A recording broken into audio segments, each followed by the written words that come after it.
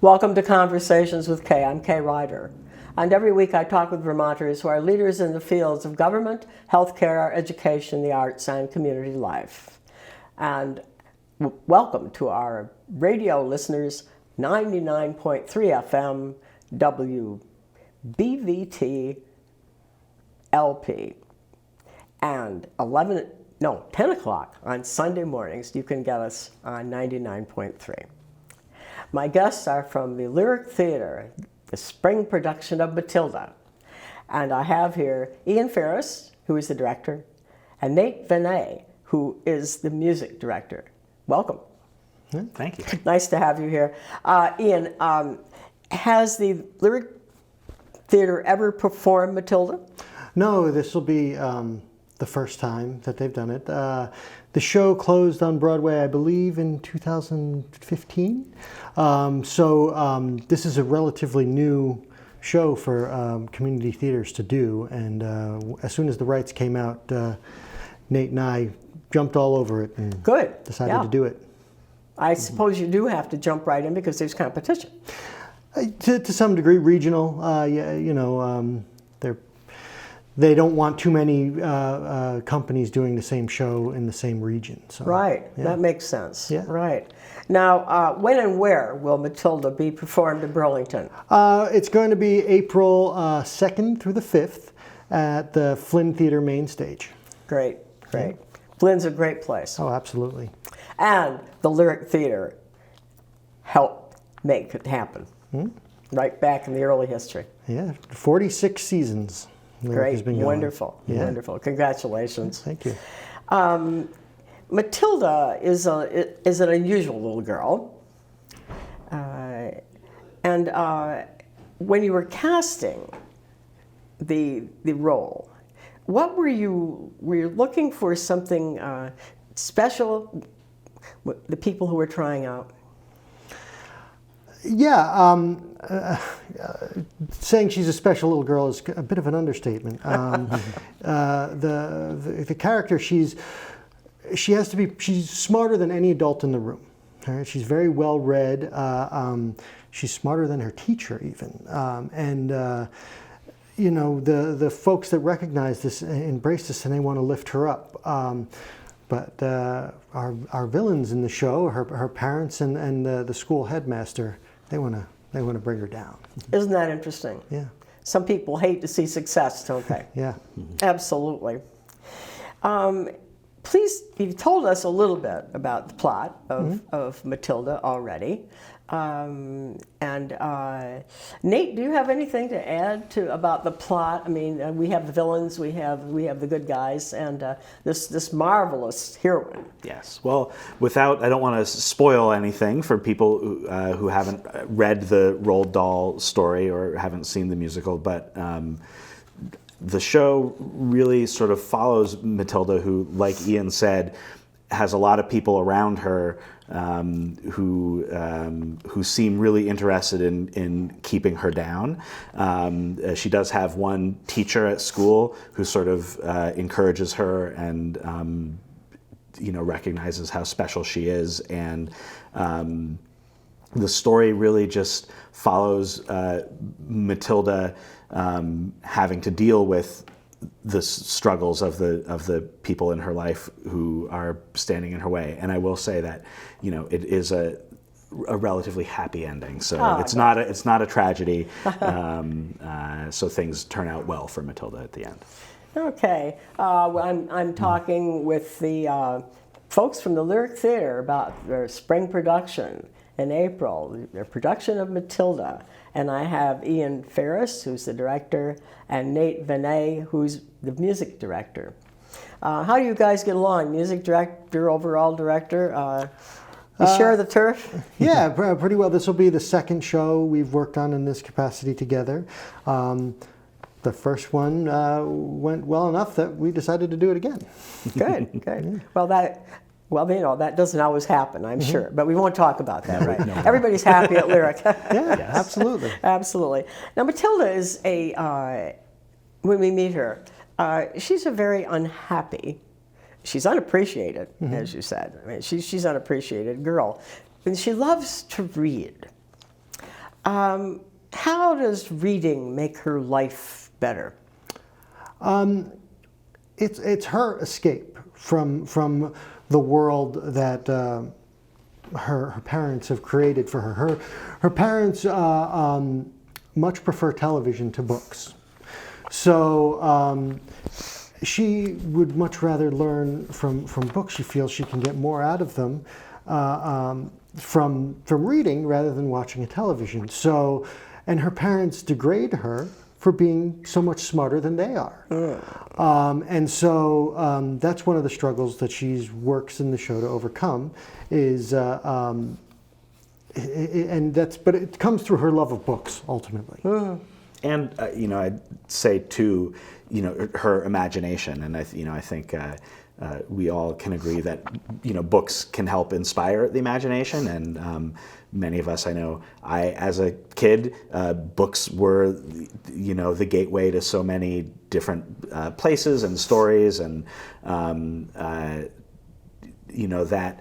Matilda really finds her inspiration in books, and she spends some time in the show at the library as well. So books and sort of the love of books and the love of story is very central to this show. Yeah, I know myself, sometimes I refuse to go to a movie or watch on television something that I have read, and I have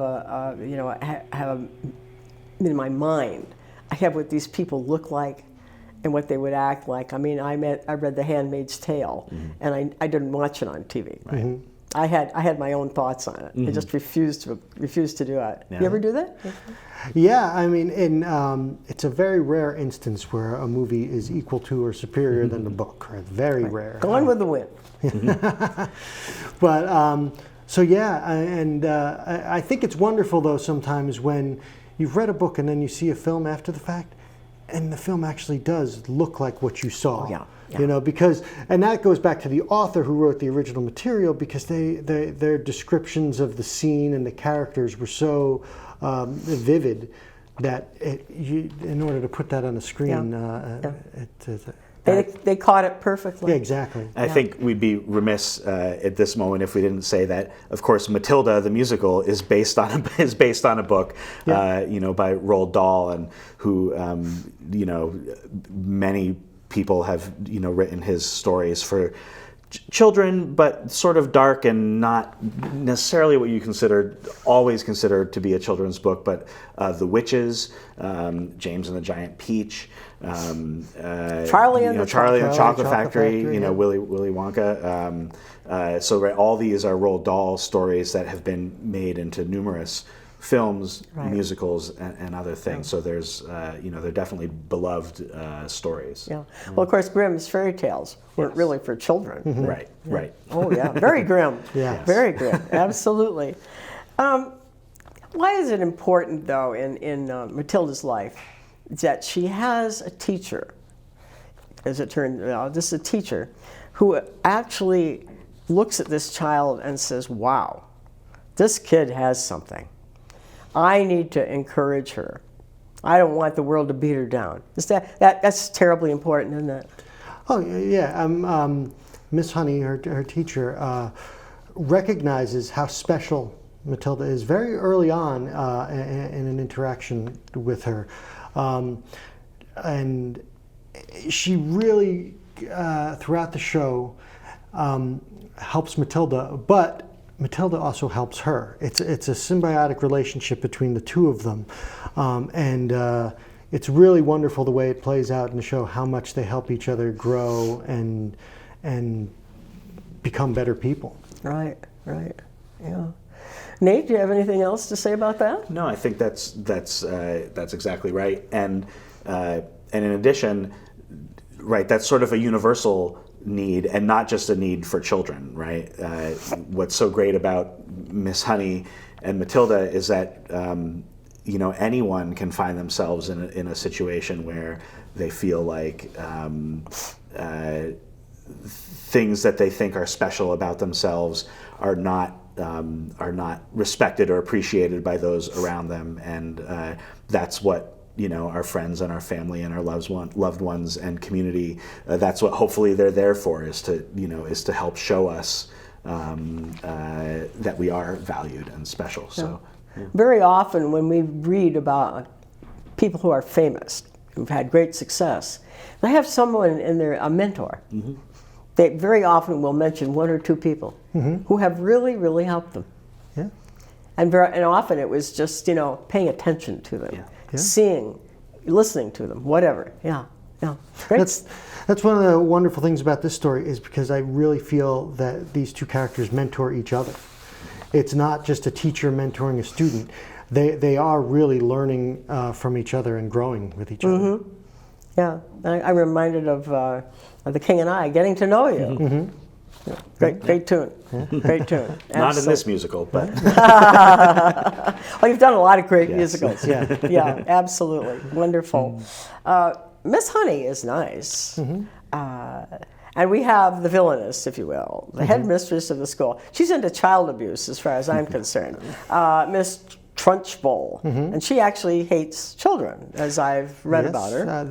I believe the motto of the school is "Children are maggots." Are what? Maggots. That's what this is what she says repeatedly throughout the show. She really doesn't like children. Wow. I don't know who hired her. That's what I was just going to ask. Yeah. Who hired that woman? Yeah, who knows? Yeah. Right. Yeah. And we need her, though, don't we? Yeah, absolutely. She very much is the villain to Matilda's hero in this story, but to create the drama and to push this story along, you really need this character. I think in this character's heart of hearts, she believes she's doing good for these children. Making them tough. Yeah. To face the real world out there. I think so, and it's not how I would do things, but it's certainly how Miss Trunchbull is deciding to do Interesting. things. Interesting. Yeah. You must have had a good time, maybe, trying to cast her? Yeah, well, it's a very interesting role. It's traditionally played by a man in professional productions. And we're going to let the audience figure that out when they see the show. But we're really excited. We have some amazingly talented people in the cast, and it's going to be something special. It must be hard to cast sometimes. Absolutely. It's casting is. There are so many pieces that need to sort of get juggled, and it's, with a musical, people need to sing, people need to act, people need to dance. It's a lot. It's a lot to do. The cast works very, very, very hard, we're really excited to be doing this show with people that we know and have worked with for a long time, and also, as always, the people who are new to Lyric for this production is always a treat as well. So, people in the Lyric Theater have always told me that someone walks in the door, someone they have never seen before, and just creates the part, and you know it.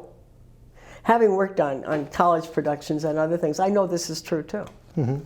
All of a sudden, your heart just goes, whoo-hoo, there, she or he is. That's it. Well, it's interesting, for a lot of musicals, we get used to the cast recording or the film, or maybe you've seen the show on Broadway, but those are one way. That's one person's version of a character or of a story, and sometimes, exactly as you say, someone can come in and audition for a part, and you say, I never thought that Trunchbull was gonna have that emotion going on or be that kind of character, but I believe it when you came in and auditioned, and I think that's what we're going to go with. So those are exciting moments for sure. Right, absolutely.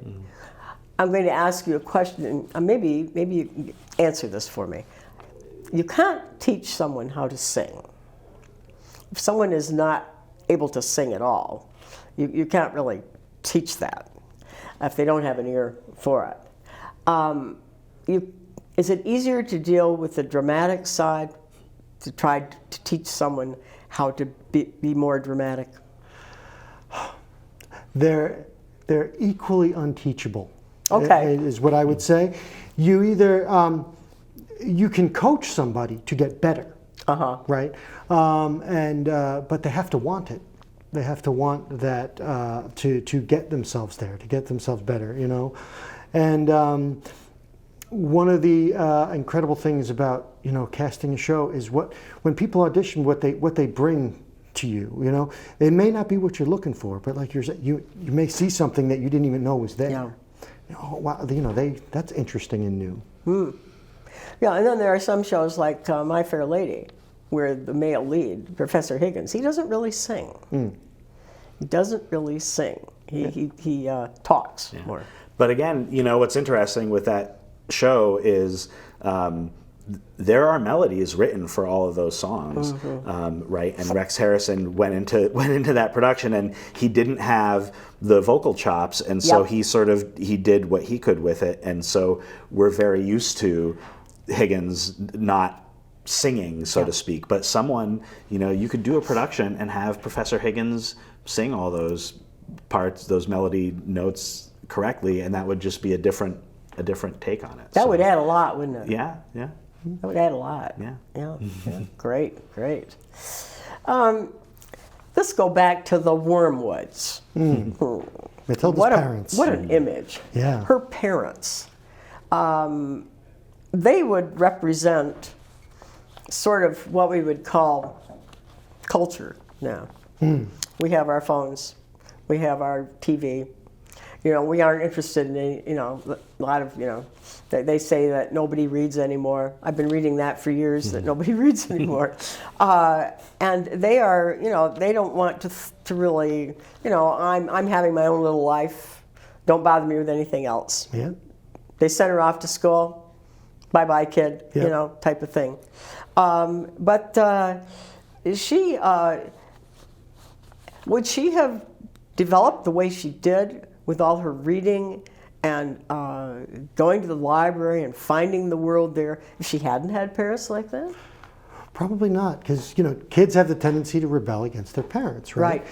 So she's doing the complete opposite of her parents. She's trying to be a smart, cultured, independent young woman, and her parents just don't understand that, you know.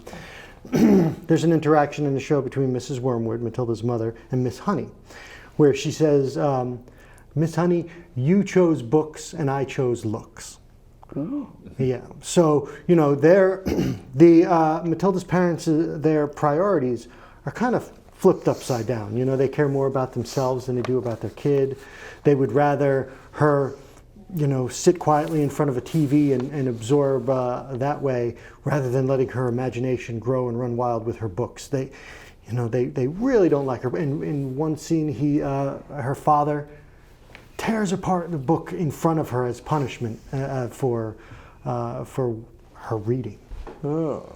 So that's an obstacle that she has to work to overcome. Wow. Oh, that's horrible, isn't it? Yeah. It's very much, you know, if anyone watching or listening has read the Harry Potter books, right? It's that sort of that same. It's sort of like the Dursleys, yeah. right? Harry's aunt and uncle.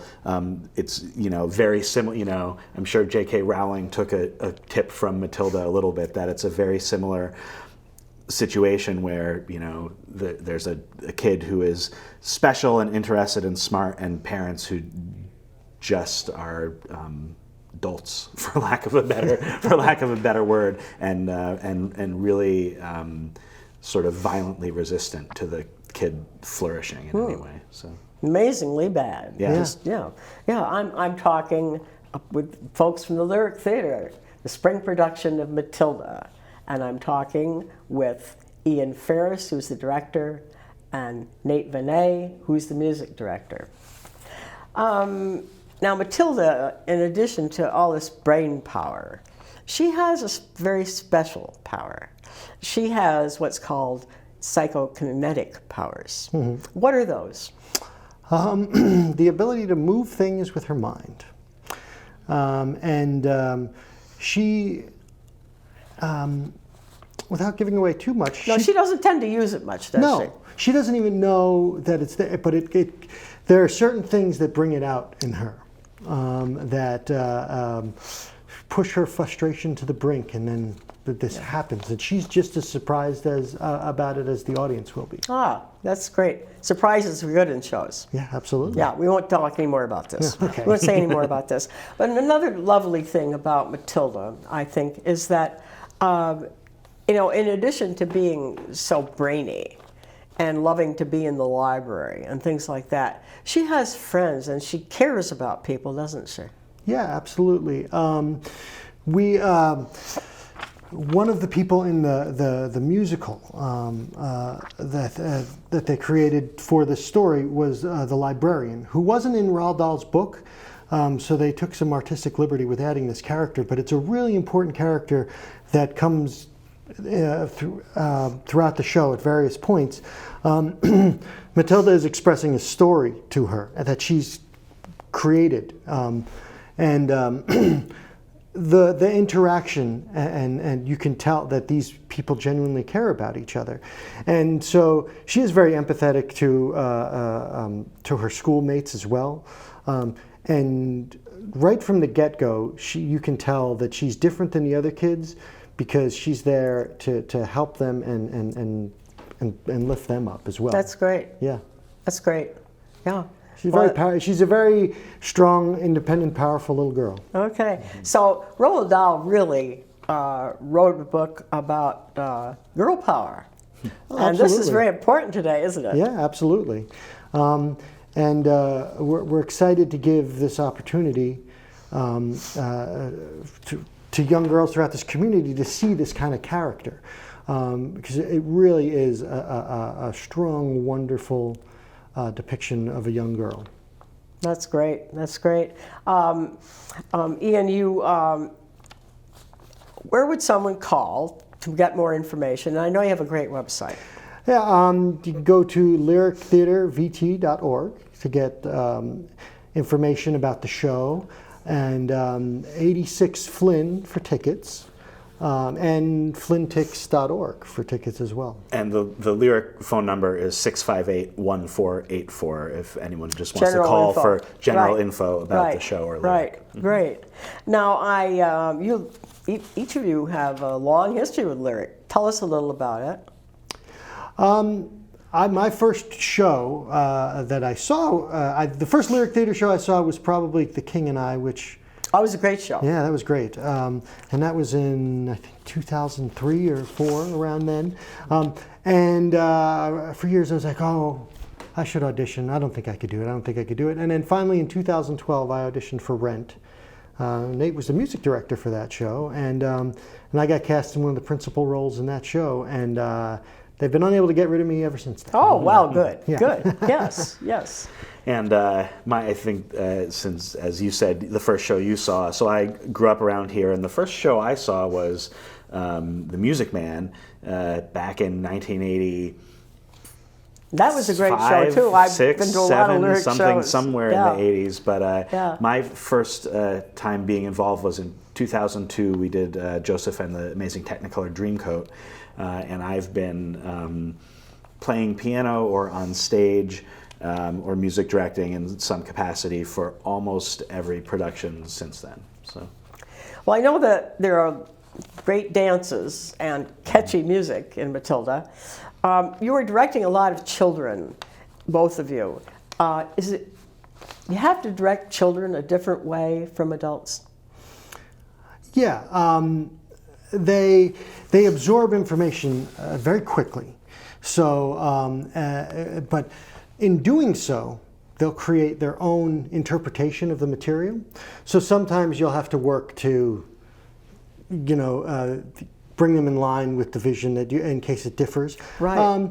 My wife is a school teacher, so she's going to be helping me and coaching me with this. And Nate has worked with children quite a bit over his time music directing shows. So I'll be relying on my team and my wife a lot to help with this. And I would add too that ultimately I think that whether you're a kid or an adult as an actor, while the details might be different, really you need the same things to be successful, and you're overcoming a lot of the same obstacles. So, just like adults may be feeling insecure or may not know how to proceed following a certain character or learning notes. Kids have the exact same issues. They often will wear them a little more on their sleeve, but really it's kind of the same thing. And just being open and honest and giving actors, whatever their age is, like the room to explore and to find their own successes is really the key. I must admit that Matilda reminds me of Charles Dickens. You have the young person who's lonely for some reason, circumstances, and then you have the horrible world out there and people in it who are trying to push this person down, and somebody comes along and helps them, and this makes all the difference. Plus, they tend to be creative types. Yeah. And we don't have a lot of time left here, but the curtain goes up on Matilda. What have you? A certain moment, each one of you are you're looking for something that you like. I am excited to see an audience react to this material, and it's just different enough from the book that even if you know the book, there's still some nice surprises and some very very cool stuff. So I'm excited to see how the audience reacts. Right. Yeah. Yeah. And so since I'm the music director, I get to conduct the show and the orchestra. So when the curtain goes up, I'm standing 4 feet in front of the curtain in the pit. So I get a really neat front row view, and I just get excited. There's not even a single moment. It's just every time I get to be there, face to face almost with the actors on stage doing great work is just really exciting for me. The whole show. Well, I wish you great success. It certainly sounds like a wonderful show, and I'm sure that the young folks will like it. Yeah. And the old folks and everyone in between. Absolutely. It's a show for everybody, a real family show. Yes. And thank you for coming. Absolutely. Thanks for having me. Thanks, Kay. And thank you for joining us on Conversations with Kay. And Matilda is a happy moment in spring in Vermont.